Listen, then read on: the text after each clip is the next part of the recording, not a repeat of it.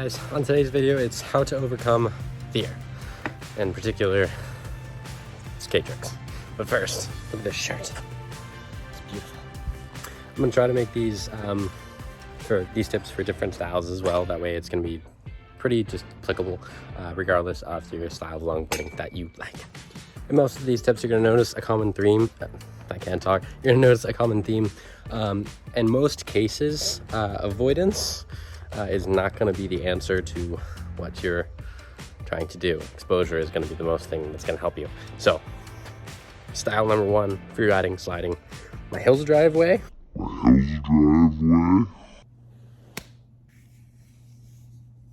My driveway is a hill. But I'm not really about to go look for a hill. So, let's do sliding tips.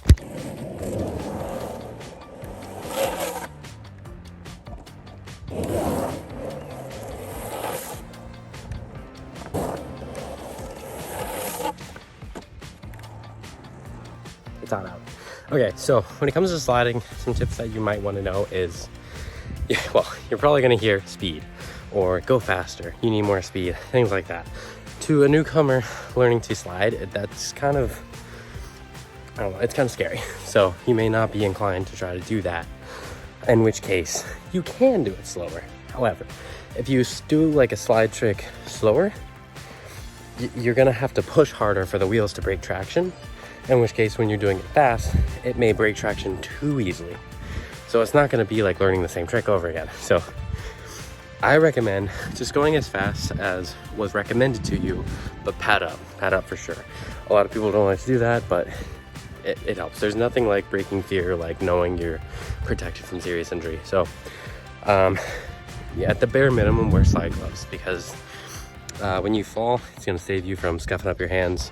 And if you do fall, you can land in a push-up position and just slide out until you stop. I definitely recommend wearing knee pads when you're learning toe side tricks, because you fall, you land on your knees, you slide out, just like think of it like a half pipe, a really big half pipe. Slide on your knees, you're fine. Also, sometimes you may not be super strong to hold out a push-up position sliding down a hill, in which case it's a lot easier if you're on your knees and your hands at the same time. It's like the baby push-ups that you do in school. Yeah, that's definitely more preferred. Another one that I would recommend for freeriding is if you have a top mount board, put your foot, well, preferably your back foot, closer to the kicktail. Your front foot maybe as well too, but I'm really just talking about doing 180s right now. Put your foot close to the kicktail. The truck is going to be like where you have the most torque over the board. And if you put your foot on the kicktail to do it like maybe a toe side 180 or heel side 180, you're going to break traction a little bit easier and you're going to have a lot more control over it. And slowly bring it closer to the inside of like the bolts or inside of the wheelbase. Let me show you what I'm talking about. So like right here, and then slowly bringing it closer and closer and closer to the concave. Also, when it comes to using the kicktail for 180 slides, you can do that slower. That way, if you are super scared of going fast, you can kind of learn that way and progressively like ease into it.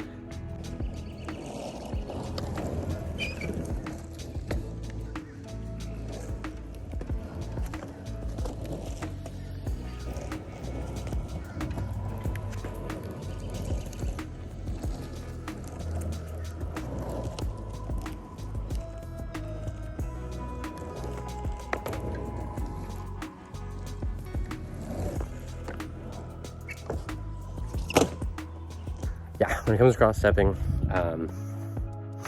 exposure, definitely. Avoidance, no. So if you're scared of crossing your feet, you're gonna have to do that one. But some things that I recommend doing is keeping your knees bent and your head above the board.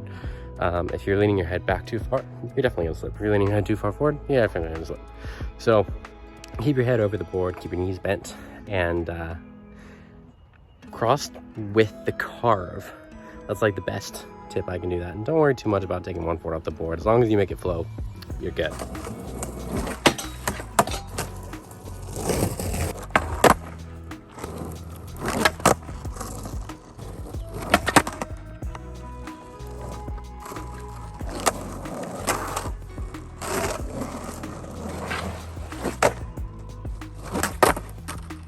when it comes to conquering fears over specific freestyle tricks, whatever you're afraid of doing, I would recommend that you initiate it on purpose. That way you get familiar with it and have already experienced the worst possible outcome.